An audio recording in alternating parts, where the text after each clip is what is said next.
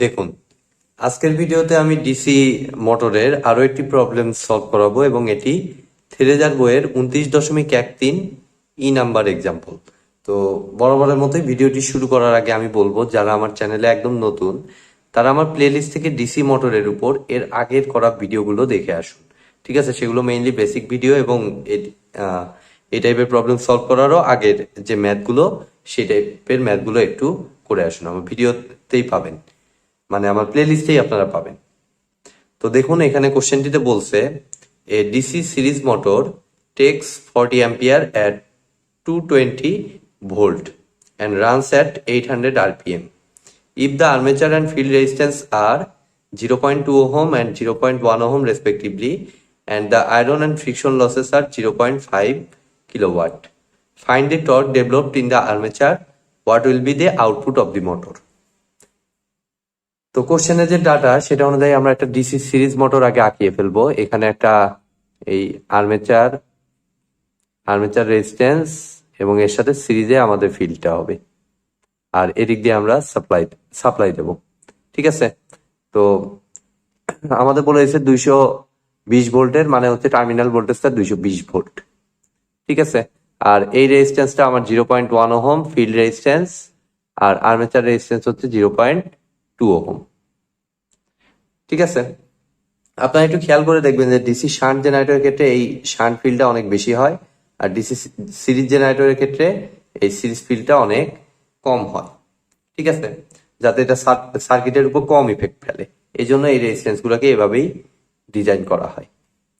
তাহলে এখন দেখুন আমাদের যে ডাটা সেটা থেকে আমরা আচ্ছা, এখানে একটা মোটর কতটুকু কারেন্ট নিবে বলে দিছে 40 অ্যাম্পিয়ার, এবং পুরোটা একটা সিরিজ পাথ।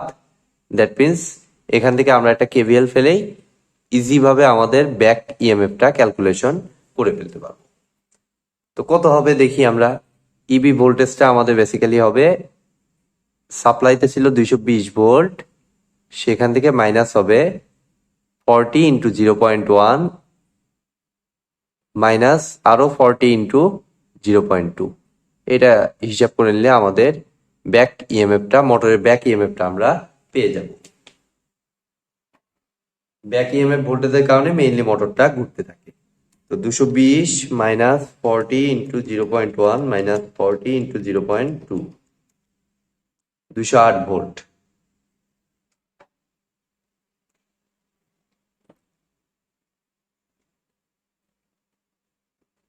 ঠিক আছে, এখন এই ডাটার সাহায্যে আমরা প্রথমত বের করব হচ্ছে আর্মেচার পাওয়ারটা, কারণ আর্মেচারের টর্কটা আমার লাগবে। তো তার জন্য আমাদের আর্মেচারের পাওয়ারটা আগে লাগবে।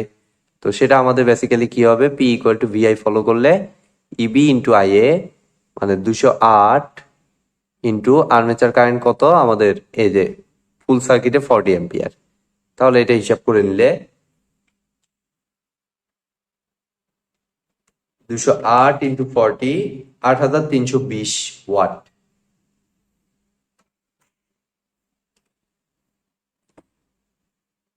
আট হাজার 320 ওয়াট। তো এই ডাটার সাহায্যে আমরা একটু টর্কটা দেখি, যে এখানে যে টর্ক বলছে টি এ, তো এটা ইকুয়াল টু আমাদের এইচএসসির খুব easy formula, P divided by omega. তাহলে পি এ হচ্ছে আমাদের কত পাইলাম, 8320, আর ওমেগা কত, 2 pi into N divided by 60। তো এন বলতে আরপিএম এ আছে সেহেতু অবশ্যই 60 দিয়ে ভাগ হবে। তো এটা হিসাব করে ফেললে আমাদের এই যে find the torque developed in the armature বের করে ফেলতে পারবো। দেখি কত হয়। 8320-এর সাথে 60 গুণন, সেটাকে 2 পাই দ্বারা পাত্রে ভাগ, তারপর সেটাকে ভাগ দিতে হবে 800 দ্বারা, 99.3126, যেটাকে আমরা দশমিকের পরের ডিজিট। আচ্ছা না, এটা তো আমাদের টর্ক হিসাব করতেছি, তো এটা বিবেচনা করতে হবে যা আসে, 99.31268449। তাহলে আমরা বিবেচনা করতে পারি 2.7 নিউটন মিটার। আমরা খুব ইজি ভাবে টর্কটা হিসাব করে ফেলতে পারলাম। এখন আর্মেচারে যে পাওয়ারটা পাইছি সেই আর্মেচারের সাথে আমাদের মেইনলি শ্যাফট লাগানো থাকে। ঠিক আছে, এই শ্যাফটটা আর্মেচারে ব্যাক ইএমএফ পাওয়ার মাধ্যমে যে ঘূর্ণনটা তৈরি হয় তার কারণে শ্যাফটটা ঘুরতে থাকে এবং সেই মাঝখানে আমাদের মেইনলি আয়রন লস এবং ফ্রিকশন অ্যান্ড উইন্ডেজ লস, আমরা জানি যে ঘোরার কারণে একটা ফ্রিকশন উইন্ডেজ লস তৈরি হয়।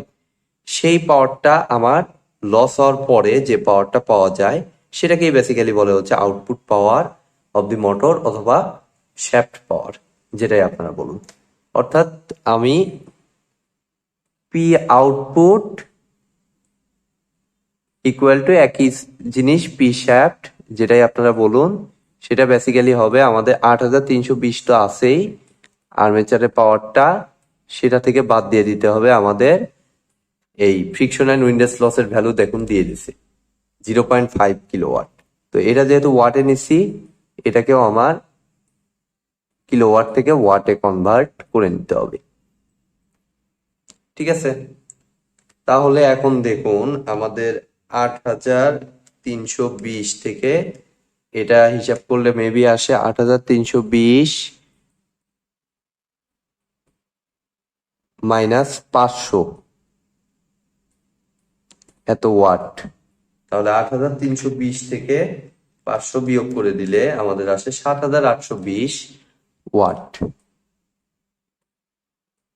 তাহলে এটা হচ্ছে আমাদের মোটরটার আউটপুট, এবং নর্মালি মোটরের আউটপুট প্রকাশ করা হয় কিলো ওয়াটে যেহেতু, তো এটাকে আবার 1000 দিয়ে ভাগ করলে আমরা পেয়ে যাই হচ্ছে 7.82 কিলোওয়াট। তো আমাদের কি কি ডাটা চাইছে? Find the torque developed in the armature. এই যে torque developed in the armature 99.3127, এটা যেন আপনার কনফিউজড হয়ে শ্যাফট পাওয়ার আবার বের করেন না। ঠিক আছে, আপনারা একটু খেয়াল রাখবেন, আর্মেচারটা হচ্ছে এই মোটরে ঘূর্ণন শক্তি পাওয়ার প্রথম ইনপুটটা। ঠিক আছে, তারপরে যে ওই ইনপুটের সাহায্যে যে ঘুরতেছে সেটার মাধ্যমে যে আয়রন আর সাথে ফ্রিকশন অ্যান্ড উইন্ডেজ লস আছে, সেটা মাইনাস হয়ে যে পাওয়ারটা সেটাকে আমরা বলি শ্যাফট পাওয়ার অথবা আউটপুট পাওয়ার। ঠিক আছে, দেখুন এই যে আর্মেচার পাওয়ারের তুলনায় আমাদের এই পাওয়ারটা কিন্তু কম। মেইনলি এই যে এখানে যে ফ্রিকশন অ্যান্ড উইন্ডেজ লস দিছে, ফ্রিকশন অ্যান্ড আয়রন লস দিছে, সেটা মাইনাস করে আমরা পি আউটপুট বা পি শ্যাফটটা পেয়ে যাচ্ছি। তো আজকের মতো ভিডিওটি এ পর্যন্তই। ভিডিওটি যদি ভালো লেগে থাকে অবশ্যই ভিডিওতে একটি লাইক দিবেন, বন্ধুদের সাথে বেশি বেশি শেয়ার করবেন, আর চ্যানেলে নতুন হয়ে থাকলে অবশ্যই চ্যানেলটি সাবস্ক্রাইব করবেন। ধন্যবাদ।